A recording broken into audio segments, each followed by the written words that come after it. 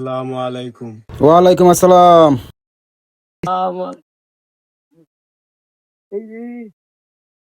কি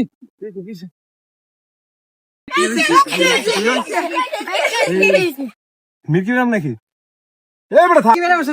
আরে ওরে জুতা হুঙ্গা। আরে থাম, তোর কি শুরু করছো? মির্কি ম্যাম ওরছে তো। আরে মির্কি ম্যাডাম টিরিকে খামা কাজ মুরকি ম্যাডাম তো হুঙ্গা থাম, দেখতাছি।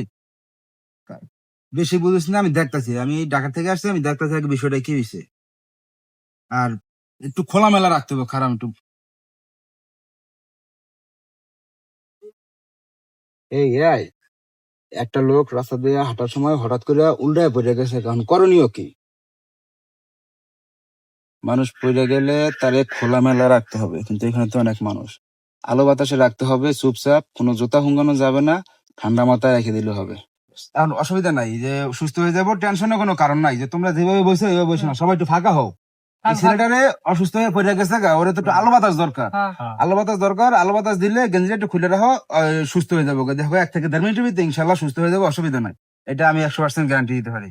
ক্যাফটাতে আছে, এটা একজন একটু হালকা বাতাস করে ধরো। এই সবাই একটু সাইডে সুইডে বহ, দেখো এই ঠিক হয়ে যাবো, ঠিক হয়ে যাবো।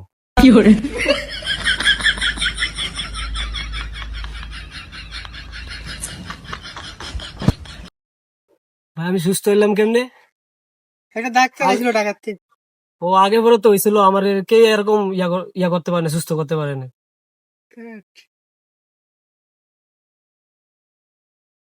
ডাক্তার কই? এই যে ভাই, আসসালামু আলাইকুম।